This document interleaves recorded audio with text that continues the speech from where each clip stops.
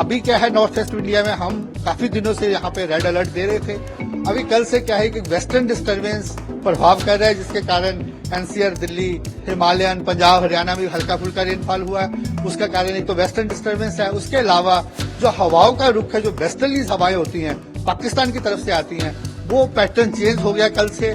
वो अभी अरबियन सी से आ रहा है और उसके कारण क्या है कि टेम्परेचर्स में ग्रेजुअली गिरावट आ रही है। अरबियन सी में देखेंगे या केरला में देखेंगे आप, बहुत बड़ा क्लाउड पैच दिख रहा है, जहां से कंटिन्यूज आपको जो हमारा जितना भी मानसून का कंडीशंस था आज सेटिस्फाइड है। रेनफॉल तो खैर काफी दिनों से वहां हो रहा है, bin fairly wide spread to wide spread, bin 50 से इवन 100% स्टेशन रेनफॉल रिपोर्ट कर रहे हैं वहां पे। और उसके साथ ही heavy to very heavy bin 12 centimetre से ज्यादा भी रेनफॉल हो रहा है वहां पे। और जो वेस्टर्ली की स्ट्रेंथ है वो अप टू 4.5 किलोमीटर है और लो लेवल में विंड काफी स्ट्रांग है। इसको मद्देनजर रखते हुए सारी कंडीशन सेटिस्फाई होने के बाद हमने केरला में आज मानसून एडवांस किया है। इसके अलावा जो दूसरा पार्ट किया है, मैं आपको इस पिक्चर्स के माध्यम से समझाना चाहूंगा।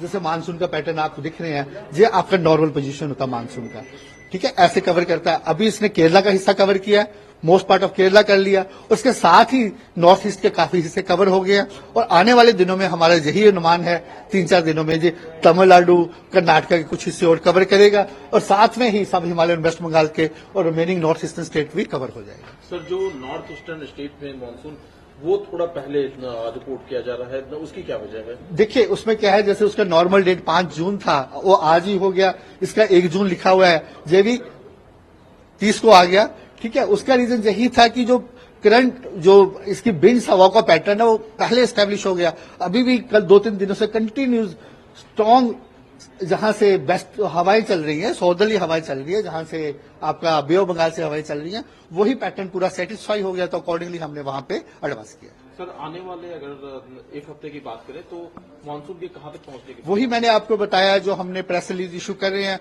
उसमें जो केरला का पूरा हिस्सा कवर कर जाएगा, उसके अलावा कर्नाटका का कुछ हिस्सा कवर करेगा, इसके साथ जो हो सकता है तमिलनाडु का कुछ हिस्सा कवर करे, इसके साथ नॉर्थ ईस्टर्न स्टेट का भी थोड़ा हिस्सा और कवर कर जाएगा और साथ में सब हिमालयन का भी हिस्सा कवर करने का आने वाले 2 से 3 दिनों का हमारा अनुमान है। और सर, हीट वेव्स की अगर बात करें तो नॉर्थ इंडिया और जो नॉर्थ वेस्ट इंडिया है, वहां पर हीट वेव्स की स्थिति में क्या अभी रिपोर्ट किया जा रहा है? और नॉर्थ वेस्ट इंडिया में क्या है कि अभी जो है टेम्परेचर्स, 1 मिनट कट करेंगे मैडम, जब बंद हो गया।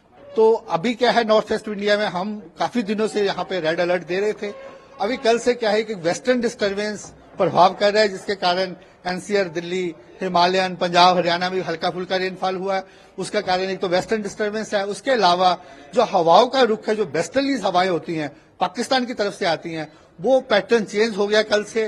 वो अभी अरबियन सी से आ रहा है और उसके कारण क्या है कि टेम्परेचर्स में ग्रेजुअली गिरावट आ रही है, जिसके लिए कल तक हमारा रेड अलर्ट था। इसलिए हमारा अभी नॉर्थ वेस्ट इंडिया में ऑरेंज अलर्ट दे रखा है।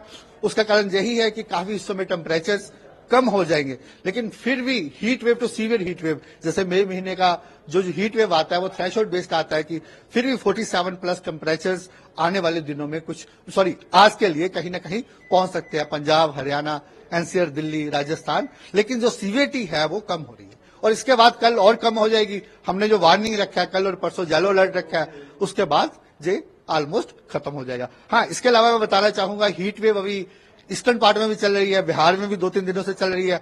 बिहार के लिए आज हमने रेड अलर्ट रखा है, वहां पे सीवियर हीट वेव भी है। साथ में क्या है कि जो हमारा अलर्ट होता है, कलर अलर्ट होता है, हम बहुत सारे कंपोनेंट लेते हैं, जैसे मैक्सिमम टेम्परेचर्स हो गया, मिनिमम हो गया, विंड हो गया, ह्यूमिडिटी हो गया।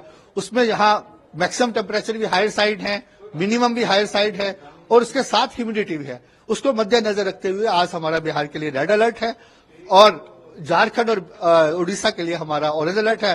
कल के बाद जहां भी ग्रेजुअली इंप्रूवमेंट हो जाएगा। क्या दिल्ली एनसीआर में भी कोई ऐसे क्षेत्र है जहां पर रेड अलर्ट? देखिए, अभी अगर कल का बात करें तो टेम्परेचर्स में अगर आप देखिए तो काफी हिस्सों में कल भी टेम्परेचर थोड़ा गिरावट ही देखी गई है, जो हमने कल स्पेशल प्रेस रिलीज दिया। ओवरऑल कुछ हिस्सों में जो टेम्परेचर्स में थोड़ी गिरावट है और अभी आगे आने वाले दिनों में आज तक ही मैक्सिमम टेम्परेचर्स है 47+ पहुंच सकता है कुछ 1-2 स्टेशंस में, लेकिन ओवरऑल जो है वो रेड अलर्ट जैसी सिनेरियो नहीं है। सर, डब्ल्यूडी का क्या इम्पैक्ट देखा जा रहा है? डब्ल्यूडी का मैंने आपको पहले एक्सप्लेन किया है।